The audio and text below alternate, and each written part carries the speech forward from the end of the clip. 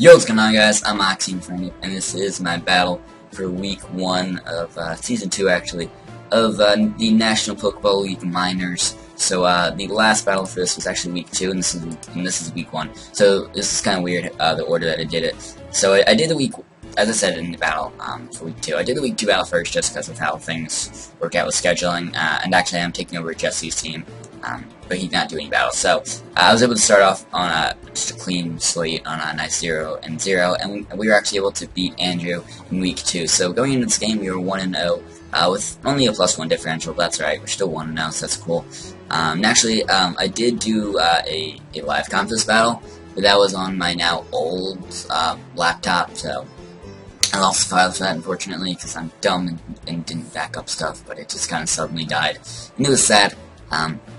But yeah, so here's my Week 1 battle. I'm going to go over my team. I don't have the exact team because, again, it was on my old laptop, so I don't know the exact team. I'm going to just try to jog my memory, and hopefully I know my sets for the most part. But yeah, so just going to read off his roster first. He is the Chicago Sacred Fire, coached by Stab, who's a good battler for sure. So he has Volcanion, Excadrill, Salamence, Florges, Shaman, Hippowdon, Keldeo, Jolteon, Reuniclus, Mega Pidgeot, and Sneasel. So he's definitely got a very scary roster. He's got a lot of defense in just a lot of bulky walls. Mainly the Florges, Hippo, and the Reuniclus. I believe those three are going to be tough to break through. Then he's got a lot of scary offensive threats like Excadrill, Sneasel, Keldeo, Salamence, Volcanion. Just a lot of scary offensive Pokemon. So I'm going to need to try to be able to switch in and check those offensive mons while still being able to break through these bulkier mons, which is very tough in my building, but I think I did a decent job of that. Now, actually, I'm just going to read off my roster just in case you guys don't know it. I have Garchomp, Latios, Talonflame, Mega Blastoise, Leafeon, Pufflepregus, Mienshao, Magnezone, Miltank, Braviary, and Cloyster. Now, actually, the Leafeon and Cloyster I was not able to use until Week 3, so I couldn't use them here. But that's right, so let's just start off with my team. So I have Miltank. I think it's like physically defensive to switching to Excadrill. I think he just had the leftovers. No, it did not have Stealth Rocks. No, that was on Rhyperior. Right, so we had Fire Punch, actually Punishment, said the Reuniclus cannot really set up Calm Mind, so maybe if you wanted to keep setting up more, then I could Punishment and you do decent-ish damage. So we Punishment, Fire Punch, Milk Drink, and I think just Toxic. Maybe we T-Wave. I think I T-Wave in that last slot. Yeah. Then we have the Rhyperior. This was like specially defensive for the most part. To switch into like Jolteon and Mega Pidgeot, barring no HP Grass, which they might have, I think would have had maybe HP Ground for Magnezone, like HP Ice for Garchomp, so I didn't think I'd have HP Grass or Water. But yeah, I think I just have leftovers on that. I have Stealth Rocks. I think I had then Sword Stance, Earthquake, and Ice Punch. It was just good coverage, and allowed me to sort of break through some of those walls like Hippo and Florges. But yeah, the next we have our Choice Scarf Latios with Trick. Yeah, we have Trick, Roost, Psyshock, and I think Trick, Roost, Psyshock, and Surf. That just gives us pretty good coverage for his team, and I wanted to try to trick my Scarf onto probably Florges. It also is my switch into Volcanion or Keldeo. He did not bring Volcanion, he brought Keldeo, which I was a little surprised by because I thought Keldeo didn't have a great matchup against my team, except things like Latios, Mega Blastoise, Kofag does a decent job of checking that as well. So I don't know. I didn't think it was too likely that he'd bring Keldeo, but he actually did. So it is what it is. Then we have a Life Orb, I think it's Life Orb. It's either Life Orb or Evo. I think Life Orb. Yeah, it's just meant to break walls and hit really hard. We have, I think we have Regenerator. I don't think we have Reckless. I think Regenerator. I think we have High Jump Kick, U-Turn, Grass Knot for Hippo, and then Knock Off, I want to say. Actually, no, I have Poison Jab on that. I think it was Poison Jab, U-Turn, High Jump Kick, Grass Knot. Sounds about right. And we had a Stall Breaker Talon. I think it was just like Taunt, Willow, Roost, Rayford. Sounds about right. So it was like, I think it's physically offensive. So I could take Stone Edges from a Hippo decently well, because I do my Charity so I could take that first one and then burn it, and then Roost, and then be annoying enough to take those Stone Edges decently.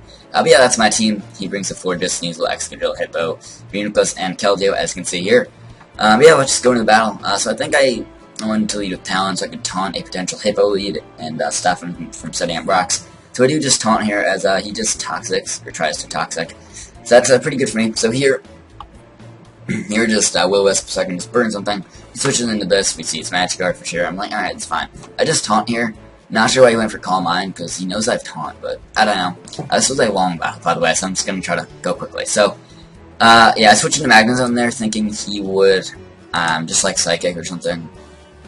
I think maybe he's switching to, I think it's just if he went to Psychic. Maybe, yeah, that's probably it. Then he went to this thing, so I'm like, oh crap. So he makes a good Toxic Plays to switch back into this thing.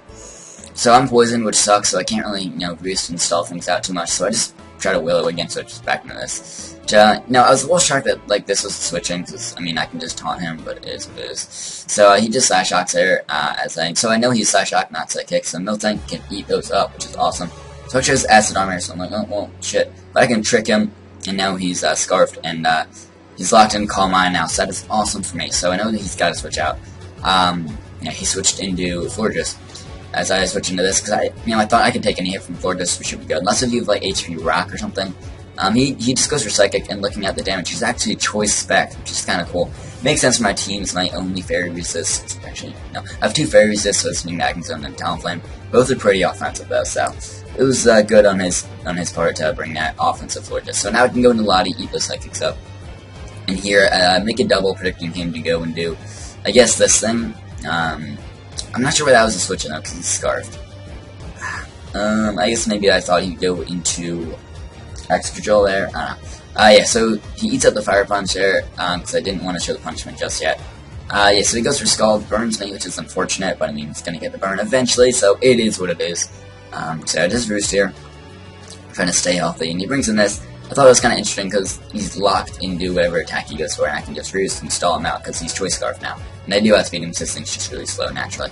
So here I can go. I look at this as an opportunity to go into this inside of my Stealth Rocks, which is very nice to weaken down things like Sneasel, and really Sneasel mainly, nothing else. I guess Fortress itself support.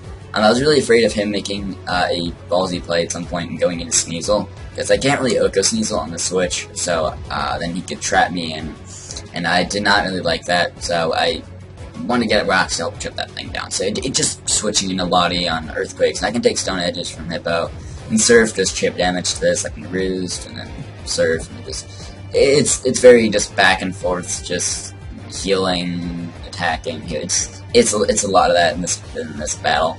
But yeah, so he goes on Fortress here as I Roost. So here, I go into Magna Zone. I think just hoping that you don't HP ground. I'm like, please don't HP ground, please don't HP ground, please. Leave me last week later. Take it, we're cool. So now I'm like, alright, he's going into Exco to take the Flash Cannon. Bam, HP ground. Nice. Oh, cow. That was cool. My set on this was just like HP ground, full switch T-Bolt, and Flash Cannon with Analytic, of course. I think this is only set it into the 4 moves for it, by the way. But yeah, he brings in Hippo, which makes sense. So here, just going to Lottie, I think, because I know I can take this thing on. You cannot Toxic me because I'm burned, so I can take these Stone Edges pretty well. They do less than enough, so that's good enough. And Surf does about 2 hit KO you, so that's pretty cool. But yeah, so I can just Surf and then Roost, and actually, yeah, he goes for that there, trying to heal up, which makes sense, I guess, but I feel like he should just sack it off and just not try to keep it healthy, because it doesn't have too much of a purpose as its Choice Scarf locked into whatever attack it goes for. But yeah, here I just sack off Talonflame, thinking he might HP ground. I don't know. I think he would either have HP ground or HP rock. I don't know. But here I use it as an opportunity to bring a Magna Zone and kill something. And actually, I guess, yeah, switches into that to scout what I go for. And then Flash Cannon still does a lot to this thing, so that's why I just stayed into my Frit. Still does a good chunk. So here he makes a good double into Sneasel, predicting me to go in Lottie. I just gotta hope, please not pursue, please not pursue. Otherwise, I think he would have played, or otherwise, I did not think he would have it. Now he might have been bluffing it really well, but at that point, I didn't think he would have the pursuit, because I think he would have switched into it earlier, as I Lottie in, and he didn't make that play earlier, so I didn't think he'd have pursuit. He could have, and he could have been bluffing the whole time, but if he did, he would have gone for it there for sure. But he does not, so that's cool. So, or it looks like he doesn't. So, Iska Crash, it was a crit, but I still eat that up. You see, it's not Life Orb, I think he's Sash or something. Yeah, I can just Fire Punch, get off, chip damage, I suppose. I see he's Jockey Helmet, that's cool. So we are just Milk Train, trying to stay healthy. Oh no, I switch into Bianchao, using this as an opportunity. Yeah, I thought he'd either Toxic or Stone Edge here. Yeah, so yeah, he brings in Sneasel. I know can live any one hit from this, so he's taking more Rocks damage, which is awesome. Sacks off this, which makes sense. I do take Life Orb, but I'm going to be back at full health because of the regen, so that's awesome. So bring in Lottie, because Lottie just does really well against most of his team. Brings in Sneasel, makes sense. So I force this thing to come in and take my Rocks damage, so now it cannot switch out and come back in later. So I thought he'd just want to go for another knockoff or Icicle Crash to try to knock me out, but no, he switches out into this thing, which is interesting. because I just heal up just in case if you either didn't kill or went to switch. So here he switches back into forward disc, which makes sense. I just T-wave, which is cool. So now I think I just sack off this thing because I know it's not useful. Sneasel will be dead on rocks, and Excadrill is already dead. So he just New Blast knocks me out. It's whatever. So I can just bring Magnezone and get another kill. Awesome. So we're up 4-3 at this point. Brings back and Keldeo. I think I just sacked off Magnezone. Yeah, okay. Now now I can bring in Lottie and just kind of win because Sneasel's gonna die on rocks, and then I can just beat the other two monsters. Keldeo I can just Side Shock, Hitbox, and just Surf. So it's looking really good for me. I don't really think there's anything he can do to beat me. So here, I think it was just to make sure, because crit Stone Edge plus Burn, I think would have killed, so gotta make sure I stay healthy. Surf, oh yeah, also, one thing I forgot to mention earlier, when I tricked, I gave away my Scarf, but I got the safety goggles, so that means I'm not taking damage from the sand, which is pretty cool. But yeah, so, I'm just gonna spam Surf. It does over half, so he can't really try to slack off and stall me out. Stone Edge miss doesn't really matter. I mean, it's Stone Edge, so he's gonna miss eventually, but like, it didn't really matter, because I can eat up a hit from Keldeo and then just OHKO it. He does have Scheming. I do have a bit of speed on this thing, which I think I had like max. Actually, yeah, I think I had like enough speed to outspeed. What was it?